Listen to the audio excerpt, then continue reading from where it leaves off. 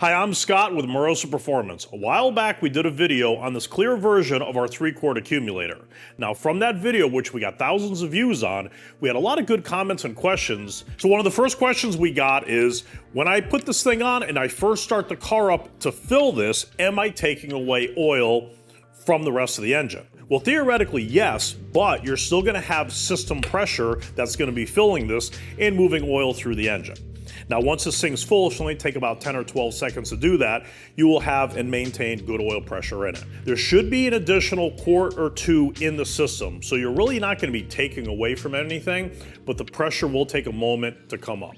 Another big question we get is, how much more oil do I add to my system to account for the accumulator? Well, it is a 3-quart accumulator, but as you can see, it's not holding 3 quarts. That's ultimately the capacity of it completely. But the distance of your accumulator and how far it is away from your oil filter adapter is going to be a big contributor to exactly how much more oil you got to add. Now, in a lot of cases, if this thing's underneath the hood in the ballpark of the engine, typically another 2, maybe 2.5 quarts would be enough to offset what's coming out of the oil pan to get into this accumulator. Now, in the case of a drift car or a road racing car, if that accumulator is far away, you really got to compensate for that distance in that line size. So keep that in mind, that it's not so much 3 quarts here, but it could be anywhere from 2 to 4 quarts, depending on how much extra volume that this thing needs to take up to only be half full. And that distance that the accumulator is from your oil filter adapter will certainly contribute to your pre-charge rate that you're looking for and how fast your discharge will occur. When you go to start your motor up and fill this accumulator, are you taking away oil protection from the rest of the engine? Well, obviously it takes about 10 or 12 seconds to probably fill this thing up. So your oil pressure will be a little bit on the lower side as it's filling this, but once it fills it, your oil pressure will go to its normal operating level that you're looking for. And obviously from there, depending on whether you have a ball valve or the solenoid, you're always gonna be able to prime the motor and have no more dry startups after that. One of the most common questions we get are, do I have an internal O-ring failure because my accumulator is not holding the pre-charge or oil pressure anymore? Typically the inner O-rings are not the issue, but the easiest way to figure that out is simply by doing this. If you were to take the inner part of the Schrader valve out, which is like a tire valve, and you take that out with a pre-charge in it, you should see oil coming out. Because think about it, this is our dry side with air. If these O-rings have failed and the oil's gotten by, you will have oil coming out of here. It'll be obvious. At that point, send it in the Moroso and let us fix it for you. Now, if that's not the case, check your end caps to make sure you don't have a leak through the Schrader valve or a gauge. That will basically, on the front, you're going to see some oil coming out. On the back, some soapy water sprayed on here with a pre-charge, definitely going to tell you if you have a leak. That's typically really all that it could be. As you can see, you got a wet side and a dry side. It's a pretty simple piece. Where is the best place to mount this accumulator in relationship to my oil filter? Well, we like to go post-filter. The reason we like to go post-filter flow is so we have clean filtered oil in the accumulator. Whether it's long-term wear or an engine failure occurring, we don't want to pack this thing with contaminated oil full of flakes and stuff, and now we got to go and clean this thing out. So post-filter is the way to go. Now, something that comes up on occasion during an engine failure is this.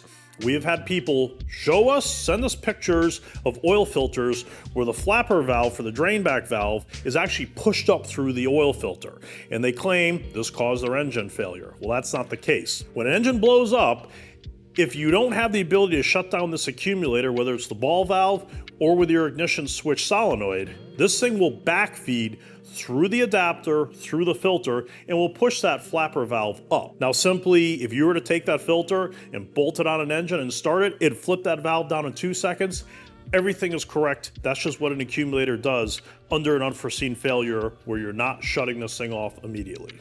We tried to cover it in depth in the last video, but we're going to do it again and maybe go over some of the stuff that was brought up. Now, what pre-charge is with this piston all the way to the front and completely discharged of oil, we are putting in a certain amount of air behind this, so it has the ability to always want to push this piston close. You always want to have more pressure behind the piston to move it. Now watch the overlay and you're going to see the difference in discharge rate between the 8 to 10 PSI and the 20.